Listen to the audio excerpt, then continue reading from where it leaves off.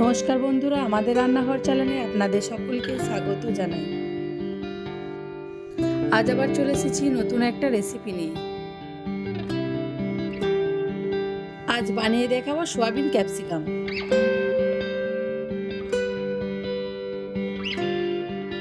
চলুন বন্ধুরা, রেসিপিটা শুরু করা যাক।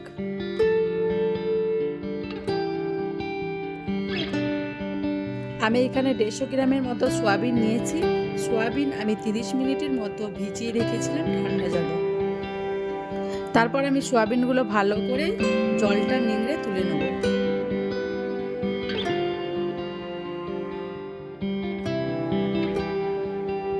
দেখুন বন্ধুরা, সোয়াবিনটা আমি জল নিংড়ে তুলে নিয়েছি।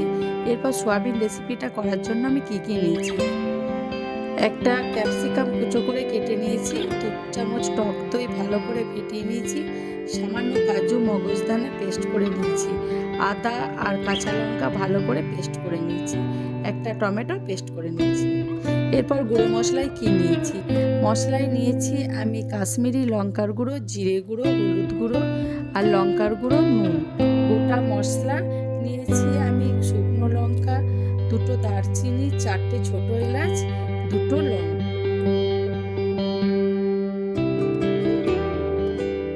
এরপর আমি সোয়াবিনটা ম্যারিনেট করব। ফেটিয়ে রাখা টক দই দিয়ে দেবো, আর দেব 1/2 চা চামচ গোলকির গুঁড়ো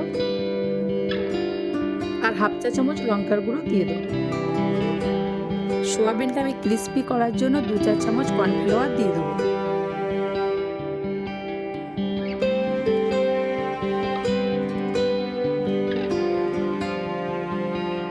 সামান্য নুন দিয়ে ভালো করে মেখে নেব।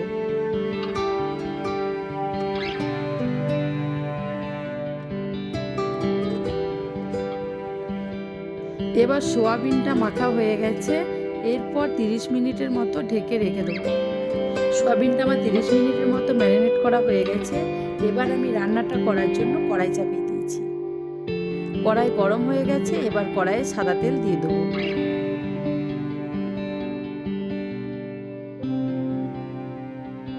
তেল গরম হয়ে গেছে। এরপর ম্যারিনেট করা সোয়াবিনগুলো ভালো করে ভেজে নেব।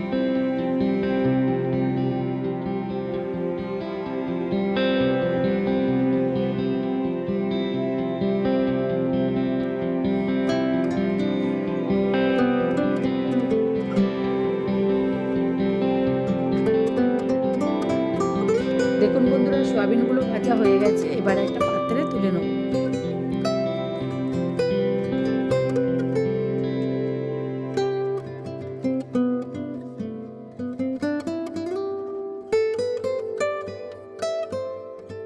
ওই কড়াইয়ে আর একটু সাদা তেল দিয়ে দেবো।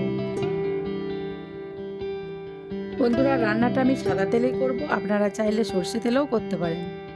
তেল গরম হয়ে গেছে। এরপর আমি গোটা গরম মশলাগুলো দিয়ে একটু নাড়াচাড়া করে নেব।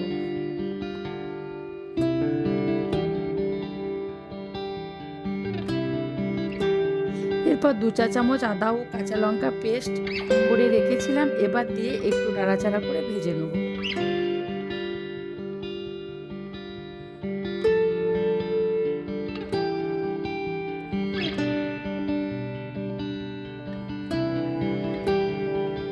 এরপর পেস্ট করে রাখা টমেটোটা দিয়ে দেবো।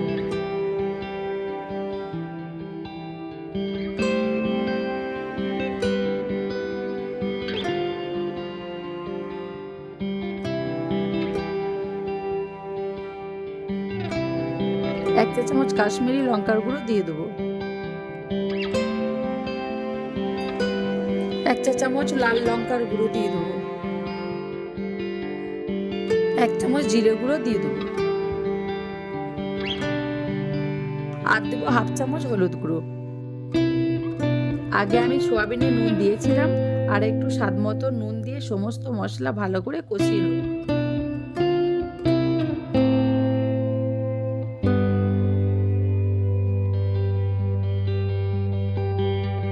মশলাটা ভাজা হয়ে গেছে। এবার পেস্ট করে রাখা কাজু মগজদানা দিয়ে একটু মশলাটার সাথে ভালো করে মিশিয়ে নেব।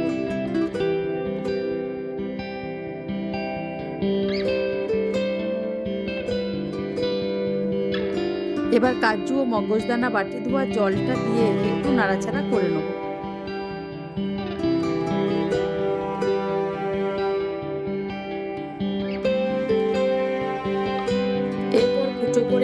ক্যাপসিকামগুলো দিয়ে দেবো। বন্ধুরা, ক্যাপসিকামগুলো আপনারা এইভাবেই কাটবেন।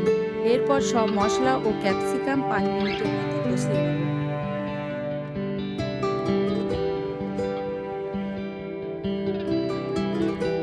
এরপর টেস্টটা ব্যালেন্স করার জন্য সামান্য চিনি দেবো।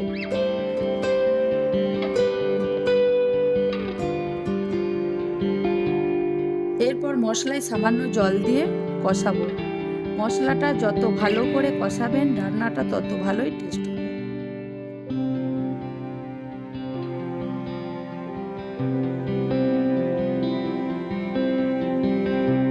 এরপর ভেজে রাখা সয়াবিনগুলো দিয়ে মশলা ক্যাপসিকামের সাথে ভালো করে মিশিয়ে নেব।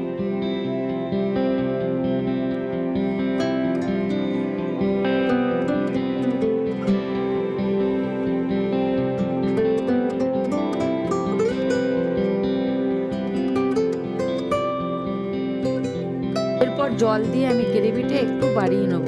বন্ধুরা, গ্রেভিটা আপনারা নিজের মতন করে করবেন।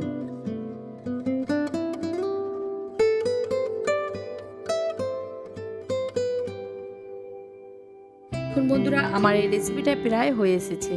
এবার উপর থেকে কেসুরি মেথি পাতা দেব, আর দেব 1/2 চা চামচ গরম মশলা দিয়ে নামিয়ে নেব। বন্ধুরা, আমার এই রেসিপিটা পরিবেশন করার জন্য রেডি। বন্ধুরা, সোয়াবিনের এই রেসিপিটার সঙ্গে লুচি, রুটি, পরোটার সঙ্গে খাবেন, দেখবেন খেতে খুব ভালো লাগবে। আমার এই রেসিপিটা কেমন হয়েছে তা কমেন্টে জানাবেন। আর যদি কোনো বন্ধু আমার চ্যানেলে নতুন হয়ে থাকেন, চ্যানেলটি অবশ্যই সাবস্ক্রাইব করবেন। ভালো থাকবেন, সুস্থ থাকবেন। দেখা হচ্ছে পরের আবার একটি নতুন রেসিপি নিয়ে। ধন্যবাদ।